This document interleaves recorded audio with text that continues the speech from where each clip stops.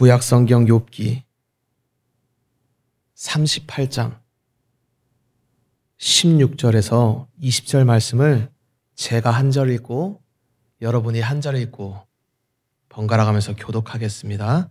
제가 먼저 읽겠습니다. 너가 바다의 샘에 들어갔었느냐? 깊은 물 밑으로 걸어 다녀 보았느냐?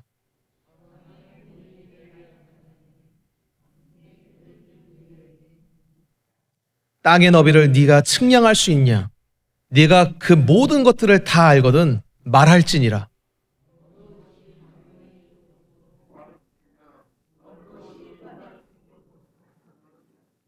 너는 그의 지경으로 그를 데려갈 수 있느냐? 그의 집으로 가는 길을 알고 있느냐? 내가 아마도 알리라. 내가 그때에 태어났으리니 너의 횟수가 많음이니라. 아멘. 할렐루야! 할렐루야! 다시 한번 우리 세겹절교회 주일 예배 나오신 여러분 환영하고 축복합니다.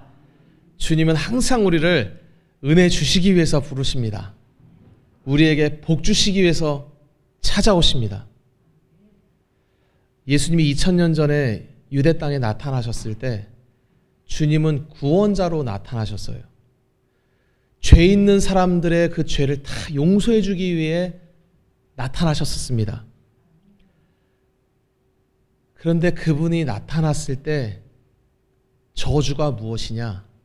그분을 못 알아보는 게 저주예요. 도대체 네가 누군데 죄를 용서한다 만다 짓거리느냐? 너가 출신이 어디길래 너가 그렇게 함부로 신성모독적인 얘기를 하느냐 하면서 무수히 많은 유대인들이 예수님을 거부했습니다. 유대인들이 예수님을 거부할 때 성경을 몰라서 거부했던 것이 아니에요. 그들은 그때부터 우리가 그렇게 좋아하는 핫가다 교육, 하브루타 교육, 암송 교육 발성하면서 입도 움직이고 턱관절 움직이면서 뇌를 자극하고 IQ를 높이고, 여러분 수천 년 전에 유대인들은 전부 알고 있었어요. 그렇게 성경을 달달달 외우고 예수님을 십자가에 못 박은 것입니다. 이게 바로 저주예요. 딴 게 저주가 아닙니다. 인간은 태어날 때부터 저주받은 채로 태어나요. 이게 무슨 말이냐? 우리는 다 할렐루야, 성령 충만한 분이 계시네. 죽음이라는 것은 얼마 전에 좀 오래됐지만 우리나라에 한 번 센세이션을 일으켰던 책이 있어요. 여러분도 아마 읽어보신 분 계실 겁니다. 저스티스라고 하버드 철학과 교수 마이클 샌델이 썼던 정의란 무엇인가. 그때 당시 하버드에서 인기 있는 강의 3가지. 정의란 무엇인가, 행복이란 무엇인가, 죽음이란 무엇인가. 여러분 이 3가지는 하나님이 알려주지 않으면 인간이 알 수 없는 내용입니다. 그 건방지고 버르장머리 없는 사람들에게 찬사받는 세계 최고 대학의 교수들이 하는 말이 뭐냐? 이건 자연스러운 거다. 죽음이란 건 자연스러운 거다. 사회적 죽음, 경제적 죽음, 육체적 죽음, 무슨 죽음, 온갖 죽음에 대해서 자기가 전문가라도 된 것처럼 얘기하면서 결국 내리는 결론이 뭐냐? 이거는 자연스러운 거란 거예요. 그렇게 물질이 진화되고 죽음과 죽음을 거치면서 물질이 이렇게 유기적인 존재가 되고 생명을 갖게 되고 인간으로 진화됐다는 거예요. 이건 자연스러운 거예요. 좋은 거라는 겁니다. 자연스럽게 받아들이라는 거예요. 죽음이라는 것은 자연스러운 것이 아니에요. 저주받은 것입니다. 야, 서목사, 너는 멍청하고 너 하버드대 교수도 아닌데 어떻게 그렇게 얘기할 수 있느냐? 네, 저는 사람들이 멍청하다 해도 좋습니다. 예수님이 저에게 그렇게 가르치시기 때문에, 그분이 하나님이시고 그분이 저의 주인이시기 때문에 저는 사람들에게 담대히 증거합니다. 죽음은 저주입니다. 따라해 보겠습니다. 죽음은 저주입니다. 사람들, 죽는 인간 다 저주받은 인간이에요. 우리는 저주받았기 때문에 죽는 겁니다. 하나님이 아담과 하와가 죄졌을 때 나타나셔서 너는 흙이니 흙으로 돌아갈지니라, 어마어마한 충격적인 얘기를 하신 거예요. 피조물 중에 딱 2 존재만, 하나님을 섬기기 위해서 지음받았는데 하나님이 영원한 분이시기 때문에 이 두 존재를, 하나님을 직접적으로 섬겨야 될 이 두 존재를 영원토록 존재하도록 하나님이 만드셨어요. 그 두 존재가 천사와 인간입니다. 역할이 두 존재가 달라요. 천사의 존재에서 역할은 뭐냐? 히브리서에 분명히 나옵니다. 섬기는 자, 종으로 부리기 위해서 지음받았다. 인간이란 존재의 정체성은 뭐냐? 하나님을 사랑하고 하나님을 영원토록 기뻐하기 위해 지음받은 자들이 인간이었습니다. 원래 죄 없던 인간. 영원토록 기뻐하도록 하나님과 사랑하도록 지음받은 자가 인간이에요. 그런 우리가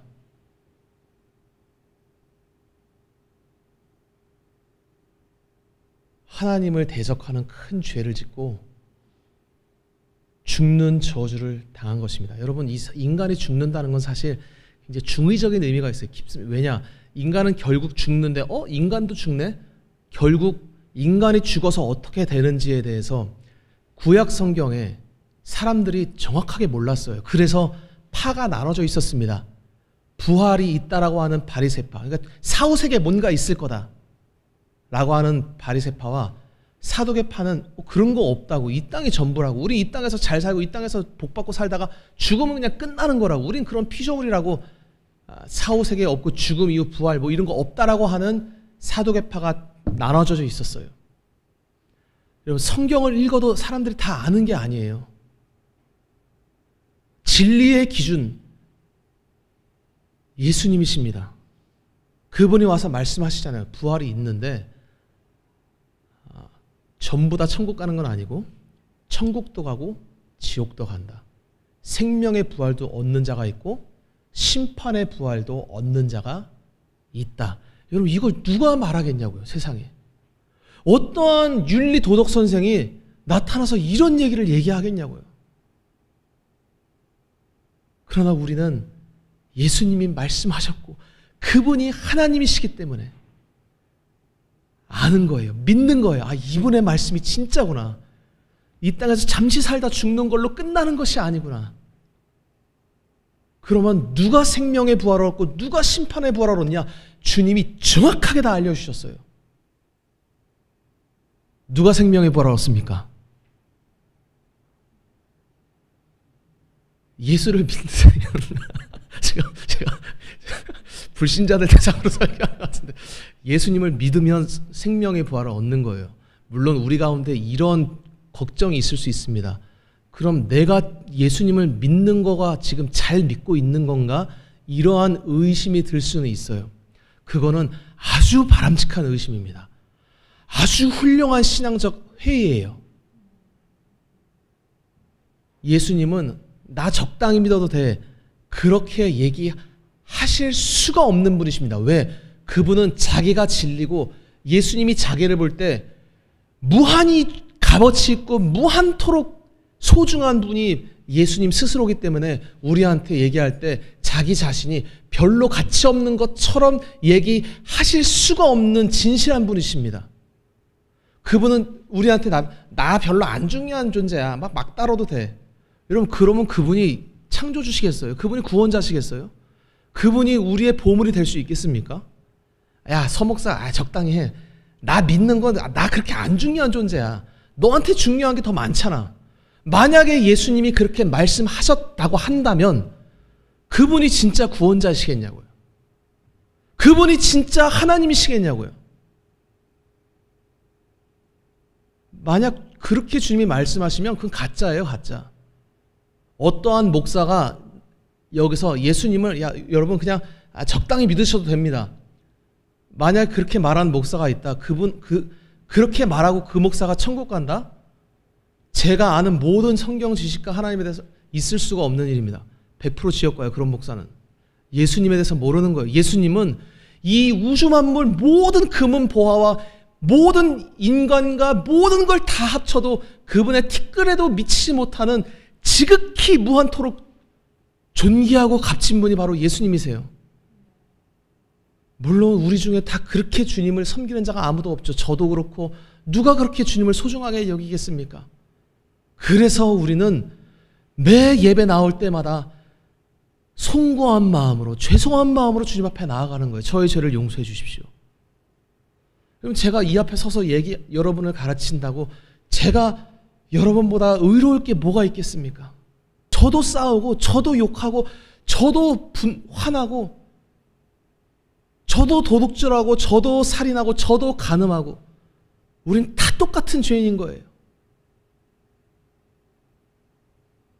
우리는 예배 드릴 때 예수님 앞에 주님 없으면 죽습니다. 예수님 죄송합니다. 용서해 주십시오. 그러면 그분이 얼마나 좋은 분이시냐.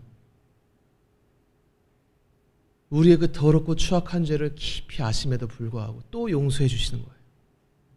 왜? 그분이 용서해 주지 않고 구원받을 수 있는 존재가 아무도 없습니다.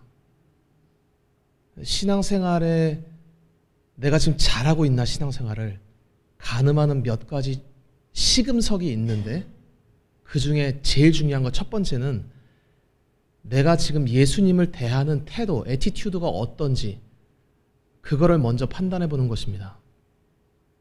누군 영어 속담인가? Attitude is everything. 태도가 모든 것이다. 그 사람이 실력이 좀 적든 없든 신입사원 뽑을 때 열심히 하겠습니다. 잘하겠습니다. 좀 못해도 치정하겠습니다. 여러분 그러면 뺀질거리고 잘난 놈보다 그렇게 충성되고 그런 신입사원을 뽑고 싶지 않겠어요? 물론 그런 얘기를 하려는 건 아니라 예수님 앞에 우리 인간이란 존재가 나아갈 때 전부 저주받아 지옥 가야 되는데 죄가 많은데 주님 제가 잘못했습니다. 용서해 주십시오. 그러면 그분에게는 어떠한 죄도 다 살 수 있는 권세가 그분에게는 있어요. 그리고 권세가 있는 건 알겠다. 근데 그분이 혹시 짠돌이어서 그 권세를 막 이렇게 남발하지 않고 나를 안 용서해주면 어떡하냐. 그러면 진짜 큰일 난 거죠. 근데 성경에 주님은 일관됩니다. 회개하는 자를 70번씩 7번이든 한없이 용서하시고 또 용서하시는 분이 예수님이세요. 물론 인간 중에 우리가 타락해서 우리나라, 이게 속담은 아니고 이런 얘기 아마 들어보셨을 거예요. 호의가 계속되면 권리인 줄 안다고 주님이 계속 용서해 주니까 야 이거 어차피 구원받네 또 죄 져야지. 제가 그런 짓 해본 경험자로서 말씀드리건데 정말 비 오는 날 먼지나게 얻어맞으니까 주님께 그러지 마십시오. 주님은 정말 좋은 분이시지만 한없이 두려운 분이세요. 오늘 욥기 38장부터 또 장면이 바뀌어요. 이게 욥기를 연구하는 무수히 많은 구약 학자들이 야 이게 이 욥기가 참 멋진 문학 작품인데 좀 용두사미 같다 이런 얘기를 해요. 왜 그러냐? 처음에는 막 욥의 그 아주 그 긴박한 새 친구와의 막 얘기를 막 다루다가 또 엘리후가 나타나서 막 얘기하다가 나중에 하나님이 나타나서 쫙 얘기하다 끝나는데 뭔가 이게 결론이 뭐야 이게? 하나님이 나타나서 얘기하는데 이게 좀 뭔가 해결점을 준 것 같지도 않고 이래서 많은 사람들이 이 욥기라는 책이 처음은 좀 굉장히 화려하게 시작하다가 끝은 흐지부지 끝나는구나 이런 식으로 어리석게 보는 사람들이 있습니다. 그렇지 않아요. 욥기는 진짜 완벽한 책입니다. 물론 성경이 다 그런데 예수님의 신성과 인성과 그 두 개를 동시에 갖고 있는 그리스도가 우리에게 나타나서 어떻게 역사하는지를 아주 소상하게 기록된 그야말로 보물 중에 보물이 욥기예요. 그 중에서 오늘 우리가 읽은 38장 이 부분부터는 이제 하나님이 나타나시는데 어떻게 나타나시냐?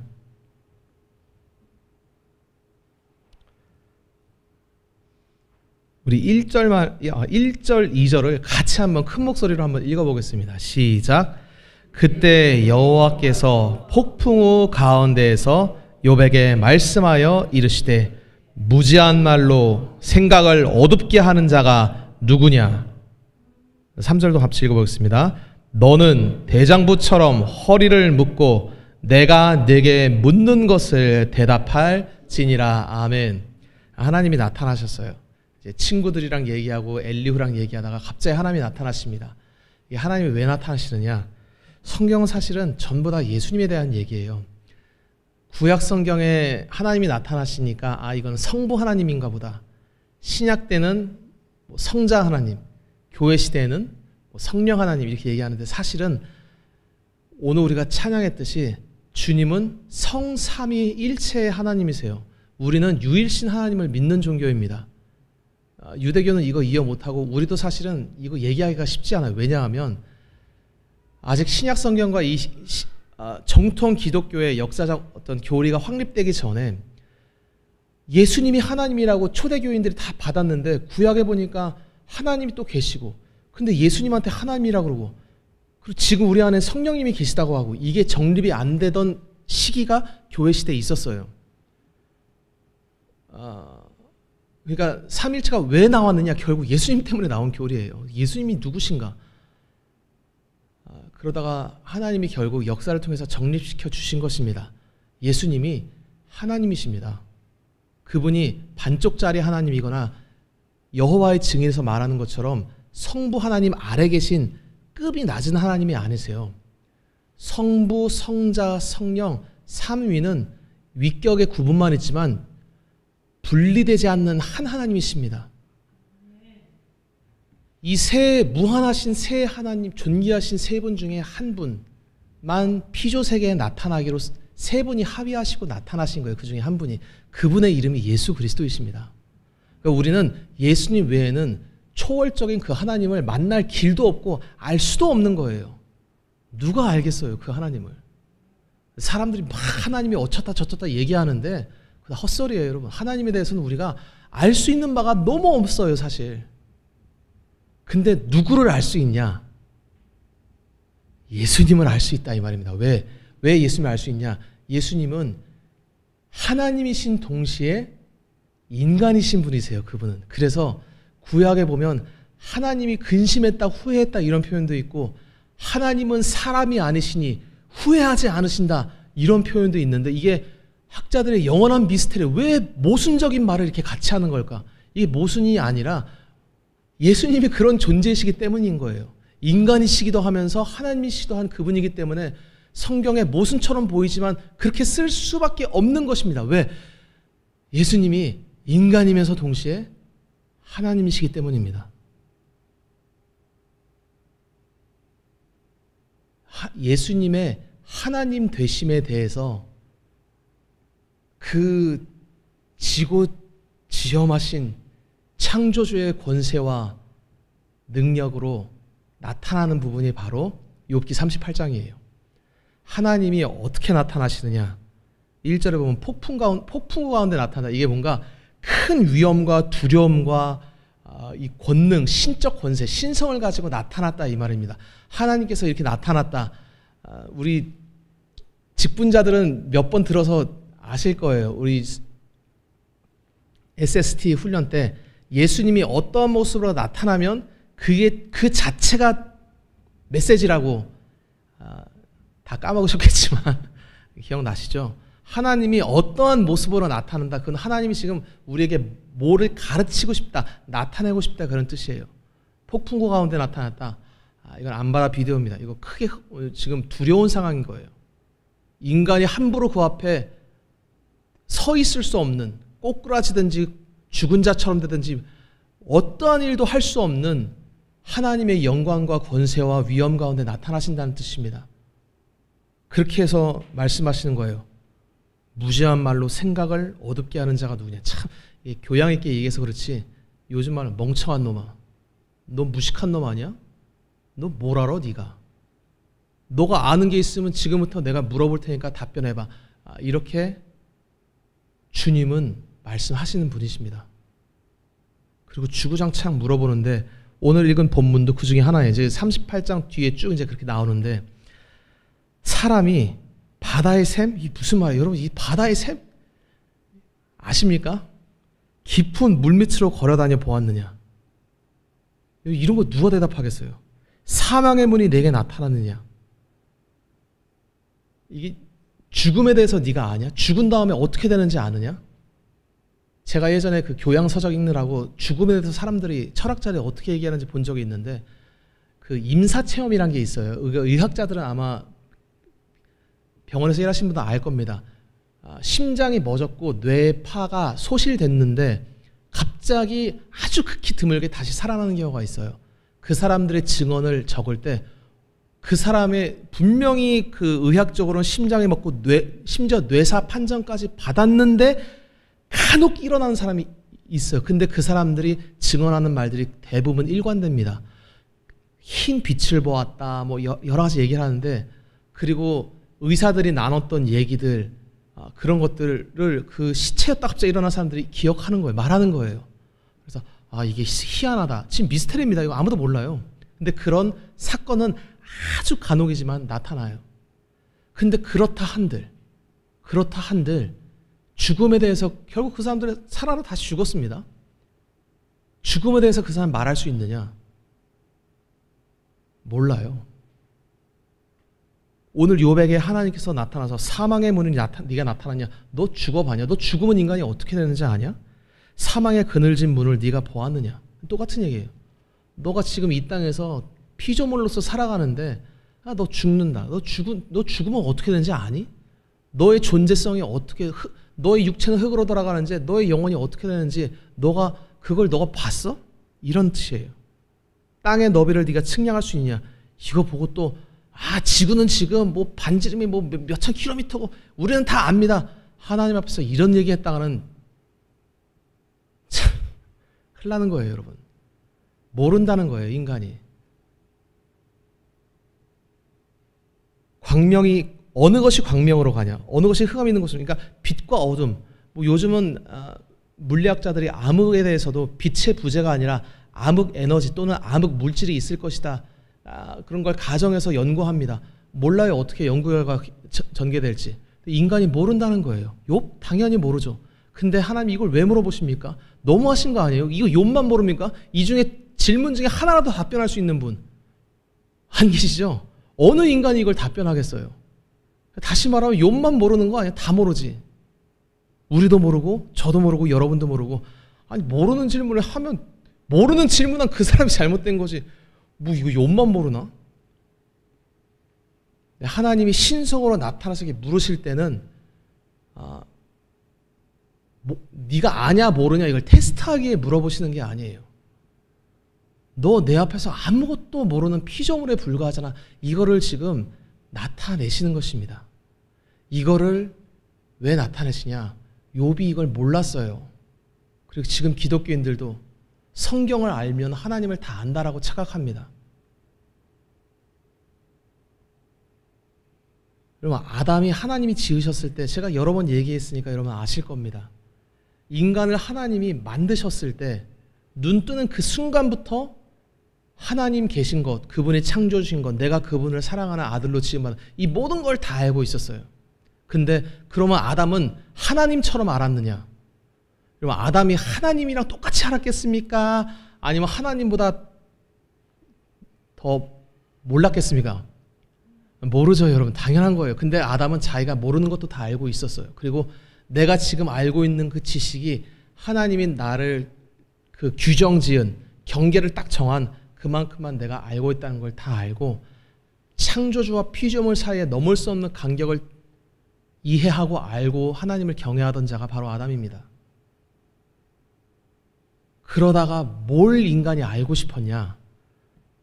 선악을 알고 싶었던 거예요. 이게 안다는 표현은 사실 어려운 표현인데 나중에 창세기 하는 날 다시 이제 보기로 하고, 이게 선악을 알기를 원해서 먹었는데 이 뜻이 뭐냐? 하나님처럼 되고 싶었다는 뜻이에요. 한마디로 얘기하면.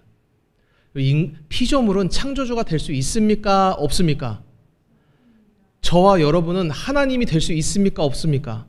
없는 거예요. 그 선악과를 먹었을 때 하나님이 아담에게 선악을 아는 일에 우리와 하나처럼 되었다. 이게 하나님처럼 됐다는 게 아니라 하나님의 영역을 넘봤다. 감히 창조주의 영역을 넘본 자가 되었다. 이 뜻이에요.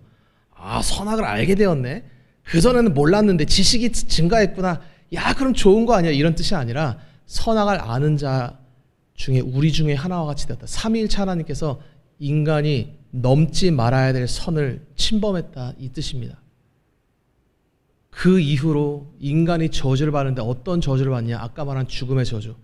또 이 땅에서 살면서 어떠한 저주가 또 임하느냐? 무시무시한 저주인데 바로 하나님을 모르는 저주에 빠져버립니다. 하나님을 모른다는 건 이런 거예요. 우리 자식 낳죠.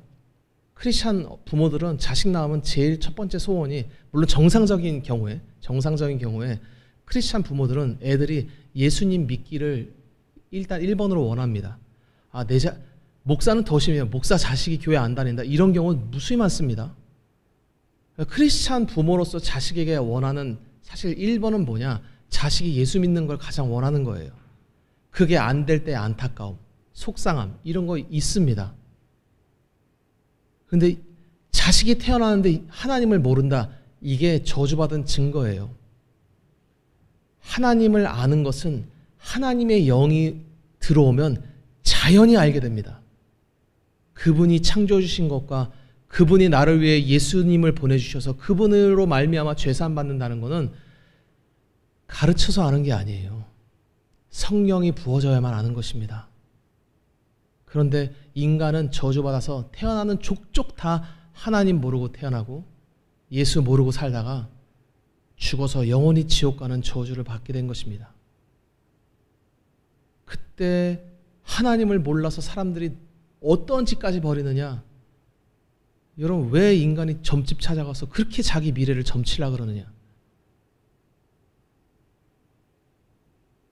여기 점 쳐보신 분들, 철학관에라도 가보신 분들, 다시는 가지 마십시오. 하나님이 굉장히 진노하시는 겁니다. 목사님, 내 미래가 너무 궁금합니다. 안 알려주세요, 주님이. 가끔 알려주십니다. 대부분 귀신 씨나라 까먹는 소리예요. 알려 하지 마십시오. 주님은 우리에게 이것만 알려줘. 내가 너를 사랑한다. 주님한테는 그 한마디면 끝난 거예요. 왜? 그분이 우리를 사랑하시고 전능하시니까. 인간에게는 자기의 미래가 똥밟기를 원치 않고 미래를 알길 원하잖아요. 좀 재수없는 인생 되길 원치 않고. 물론 대부분의 교인들도 교회에 올 때 그런 마음으로 올 수 있습니다. 근데 여러분, 만약에 교회에 와서 예수님을 만났다. 그분을 정확히 알았다. 그럼 우리는 인생 복된 거예요. 예수님이 우리의 목자이십니다. 내가 놓쳐도 그분이 또 붙잡아 주세요. 내가 실수하면 그분이 그 실수조차 아름답게 합력하여 선이 이루어지도록 만들 수 있는 전능자가 우리 주님이십니다. 우린 미래를 몰라도 돼요. 성경은 뭘 자꾸 알라 그러느냐? 너희들이 다 타락해서 지옥 가야 되니까 살 수 있는 그분에게로 달려가라 하고 주구장창 생명의 지식을 알려준 책이 바로 이 성경이요. 그 생명의 지식이 바로 뭘 말하냐? 예수 그리스도를 말하고 있는 것입니다. 예수님을 믿으면 다 된 거예요. 그분을 안다. 그러면 우리는 그분으로 인하여서 알아야 될 필수 교과목은 다 알게 된 겁니다. 제가 이번 주에 어떤 대치동의 유명 그 강사한테 갔는데 그분이 그러더라고요. 이번 수능 봤냐고. 결국은 국어가 변별력이다. 나머지 다 비슷하다는 거예요. 애들이. 국어, 수학, 하나 더 치면 영어. 결국 거기서 애들이 갈라진다는 거예요. 수능 점수가. 그럼 당연히 부모면 국영수 잘하기를 바라지 않겠어요? 하나님이 인간에게 원하는 지식은 딴 게 아니에요. 내가 너희들을 위해서 구원자를 보내줄 테니까 그 구원자를 알아라. 너무 친절하게 성경까지 써서 우리에게 주셨어. 성경을 보고 예수님을 만났다. 그러면 여러분 국영수 100점 맞은 것입니다. 나머지 할 수 있어요. 그것도 사실 다 예수님으로 다 해결되는 문제예요. 주님은 우리에게 만점 맞을 수 있는 확실한 길을 말씀하신 분이세요. 그 길이 뭐냐? 예수님을 믿는 길입니다. 예수님을. 할렐루야. 예수님을 믿으면 하나님이 너에게 너 왜 이렇게 무식하냐 이런 말씀 안 하세요. 진짜 너가 지혜로운 종이구나. 너가 정말 지혜로웠다. 아까 얘기한 하버드 철학과 교수가 전 세계적으로 유명한 사람이 예수님 모르고 온갖 철학과 정치와 경제를 다 논할 수 있을 때 하나님이 그 사람 보고 훌륭하다 얘기하시겠습니까? 그 사람 보고 하나님이 지혜롭고 똑똑하다고 말씀하시겠어요? 아니에요. 여러분 욥은 똑똑했던 사람이에요. 욥 얘기하는 거 보세요.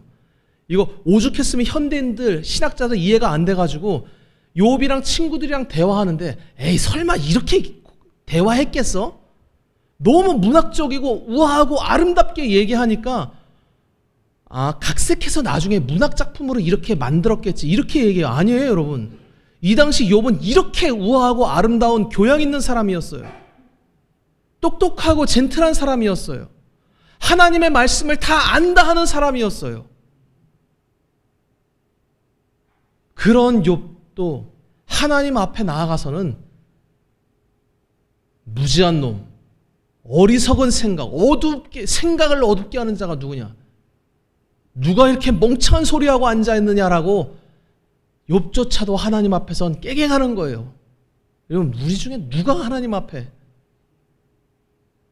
자기가 하나님에 대해서 안돼. 여러분 저 하나님에서 안다는 얘기 하나님을 기쁘시거나 하나님을 경외하면 저는 어떤 사람이 하나님을 안다 모른다는 저에겐 기준이 저는 무식하기 때문에 잘 모릅니다. 한 가지 기준이 있어요. 저에게는 그 사람이 하나님에 대해서 많이 얘기하든 하나님이 이런 분이 있어서 어쩌다 저쩌다 얘기해도 저 사람이 지금 자기의 죄를 지기 위해 이 땅에 오신 예수 그리스도가 자기 생명보다 소중한 분인지를 알고 그분을 증거하는 자인가, 예수를 사랑하는 자인가. 저에겐 제가 여러분을 보고 여러분의 믿음이 성장했는지 낮지는지 딴 길로 가는지 판단하는 기준도 이거 한 가지입니다. 유대인들, 지구상의 2000년 전 유대인들, 우리나라 그때 초기 삼국시대 하나님의 하자도 모르던 민족이에요. 어느 민족이 유대인처럼 하나님을 잘 안다고? 없어요. 그런 민족이 하나님을 몰라서 예수님을 십자가에 못 박은 것입니다. 우리는 전부 하나님을 모르는 거예요. 마가복음 12장 24절 25절 제가 읽어보겠습니다. 예수께서 이르시되 너희가 성경도 하나님의 능력도 알지 못한다. 오해했다. 아까 말한 부활에 대한 내용입니다. 여러분 그 유대인들은 이 지구상에서 성경을 알고 하나님을 알던 유일한 선민, 택함 받은 민족이었어요. 예수님은 그들에게 나타나서 칭찬 안 하세요. 너희들은 몰라. 성경도 모르고 하나님의 능력도 몰라. 그리고 전부 알려주시잖아요. 부활 때 어떻게 되는지 알려줄까? 천사처럼 돼. 시집장가 안 가. 지금 여기 나이 드신 분들이 꽤 많이 계신데 천국 가면 여러분 노인이랑 애들 없습니다. 전부 우리는 완벽한 비유하면 20대 여러분 다 S라인도 있으셨죠? 그런 완벽한 때로 가서 천국에서 만나는 거예요. 네 눈이 범죄하면 찍어버려라. 지옥 간다. 지옥? 여러분 지옥이라는 곳을 누가 정확하게 알려주시느냐? 예수님이 알려주셨기 때문에 예수님 믿는 자는 지옥 얘기하는 거예요. 왜? 예수님이 알려주셨으니까. 거기는 구더기도 안 죽는다. 불 안 꺼진다. 영원히 죽지 않고 불타는 고통 가운데 존재하는 곳이 지옥이에요. 이 고통을 피할 수 있도록 살 길을 마련해 주신 분이 예수님이십니다. 그러니까 여러분 예수님이 하시는 말은 한마디 한마디가 진리가 아닌 것이 없고 무게가 없는 것이 하나도 없어요. 그분의 말씀만이 진리인 거예요. 그분이 천국이 있다, 나를 믿는 자가 산다 그러면 거기엔 한마디도 보탤 수 없는 것입니다. 죄가 티끌만큼도 있으면 지옥 간다. 누가 천국 가겠냐고요. 그러나 예수 믿는 자는 천국 가는 거예요. 죄사함을 주시는 것입니다. 예수님은 애매모호하게 얘기 안 하는 거예요. 정확한 지식을 우리에게 주신 것입니다. 이 성경은요, 이 성경은 하나님의 말씀입니다. 아멘이시죠?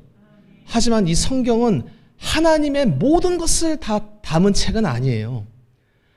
생각해보세요. 하나님은 무한하신 분인데 무슨 책으로 하나님을 다 담겠습니까? 대신 이 성경에는 인간이 구원받을 수 있는 확실한 지식 충분히 담겨있는 책이 바로 이 성경이에요. 이 성경을 다는 모르더라도 성경을 읽다가 예수를 만났다. 성경의 목적을 달성한 것입니다. 그 사람은. 왜? 성경의 목적성은 아주 무서울 정도로 일관된 거예요. 예수를 믿어라. 디모데후서 3장 14절 15절을 같이 읽어보겠습니다. 시작. 그러나 너는 배우고 확신한 일에 거하라. 너는 내가 누구에게서 배운 것을 알며 또 어려서부터 성경을 알았나니 성경은 능히 너로 하여금 그리스도 예수 안에 있는 믿음으로 말미암아 구원에 이르는 지혜가 있게 하느니라. 아멘. 이제 디모데한테 사도 바울이 쓴 글인데, 이때 성경은 물론 신약까지 포함되지만 이때는 구약 성경밖에 없었습니다. 구약을 말하는 거예요. 구약 성경의 목적이 뭐냐? 성경에 여러 번 말합니다. 예수님도 말씀하시고 사도들도 얘기해요. 이 성경이라는 것의 정체성이 뭐냐? 성경에 뭘 말하는 얘기냐? 책이냐? 네가 어려서부터 성경을 알았다. 성경의 목적이 뭐냐? 그 읽는 그 사람으로 하여금 누구를 믿게 한다? 예수 그리스도를 믿게 한다. 구약 성경이. 그분을 믿어야 구원을 얻을 수 있다는 것을 가르쳐주는 책이 구약 성경이라는 거예요. 신약도 물론 마찬가지입니다. 이때는 구약밖에 없었지만 하여튼 이렇게 소급 적용되는 거예요. 신약이든 구약이든 성경의 목적성, 하나님이 우리에게 성경을 주실 때는 다른 목적이 없습니다. 왜? 다른 이로서는 구원을 얻을 길이 있다 없다? 없는 거예요. 그러니까 하나님은 우리를 사랑하시기 때문에 집요하고 일관되게 말씀하시는 거예요. 예수님을 믿어야 산다. 그분을 믿어서 구원 얻을 수 있는 지혜가 충분히 담긴 책이 성경입니다. 정확한 지식을 우리에게 주는 책이에요. 서목사님 그렇게 말씀하지 마십시오. 성경을 서목사에 그렇게 보지.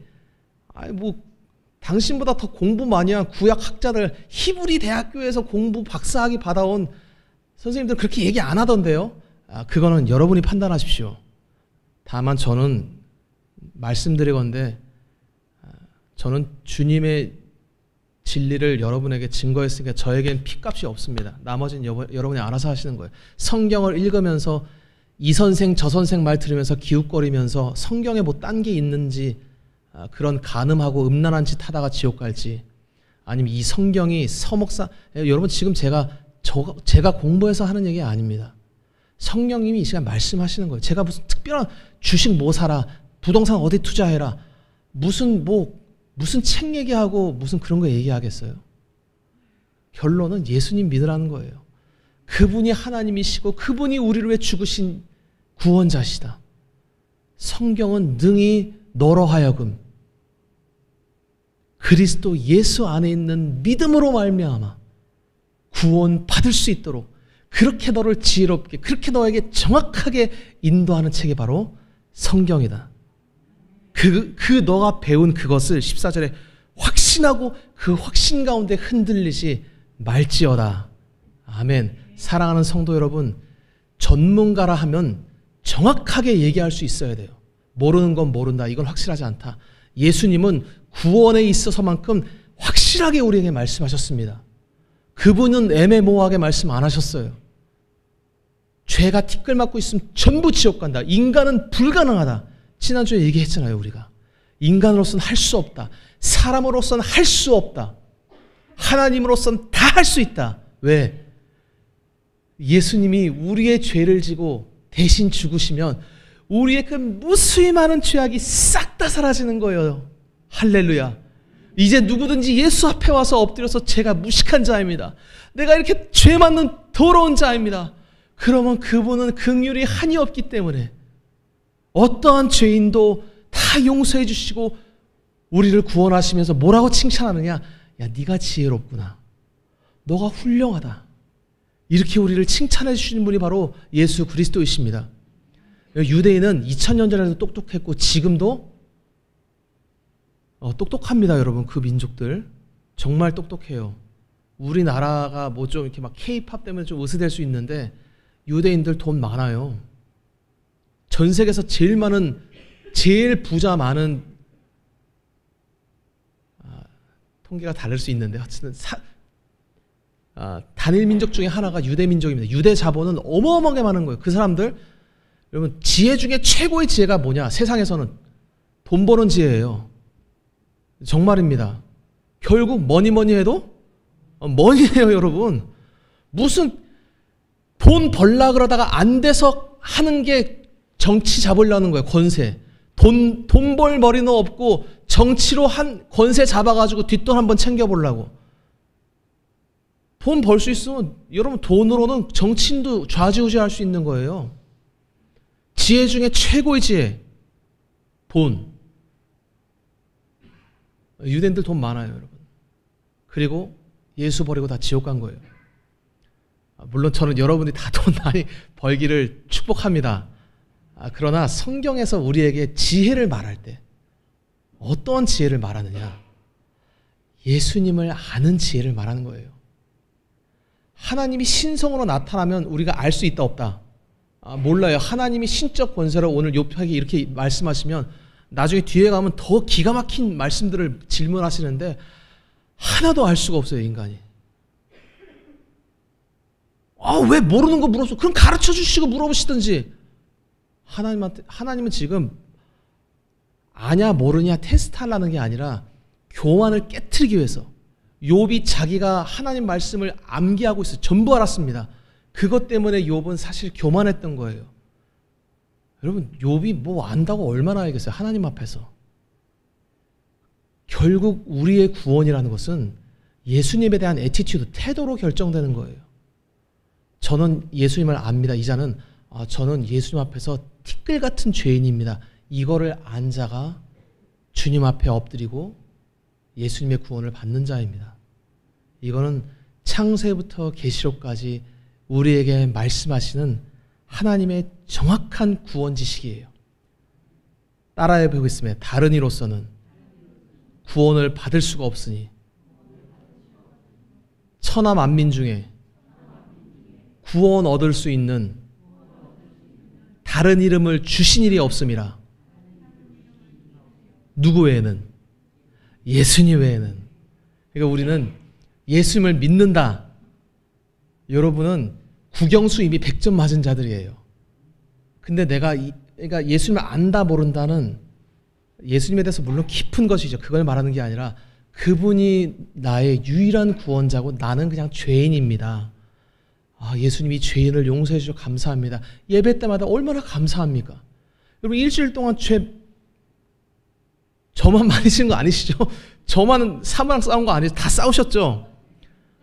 또 교만해가지고 또 나는 안 싸웠습니다. 서목사 회개하시고 이랬다가 우리는 다 싸우고 다 거짓말하고 가늠하고 그러고 살다가 오는 거예요. 다. 그래도 되는 건 아니지만은 그래도 주님이 불러주시잖아요. 나에게 와서 내 살과 피를 먹고 마시면서 기억해라. 내가 너를 위해 죽었다는 것을 기억해라. 내가 너를 위해서 내 생명을 줬다는 걸 다시 기억해라. 그렇게 예수의 이름을 붙잡고 성찬하면서 예수님 잘못했습니다. 용서해 주십시오. 그러면 주님이 용서해 주십니다. 그 이름 붙잡고 우리는 또 할렐루야 부르고 힘차게 이번 한 주간을 살아가는 거예요. 그게 지혜로운 자고 그게 진짜 지식인입니다. 요즘 유튜브에 여러분 많은 지식인들이 넘쳐나는데 부러워하지 마. 저도 많이 봅니다만은 그렇지만 여러분이 갖고 있는 지식이 피조물로서 가질 수 있는 가장 존귀하고 위대한 지식을 가지고 있는 것입니다. 예수님이 나의 구원자라는 것, 그분이 인류의 구원자여 죄사함의 권세를 가진 분이라는 걸 아는 자는 이 세상 무슨 하버드, 옥스퍼드, 무슨 서울대, 무슨 철학가, 어떠한 위대한 현자가 무슨 지식을 갖고 얘기해도 비교되지 않는 최상급 지식을 저와 여러분은 가지고 있는 거예요. 그 프라이드, 그 지식인으로서의 자부심을 가지고 살아가시기를 주의 이름으로 축원합니다. 아멘.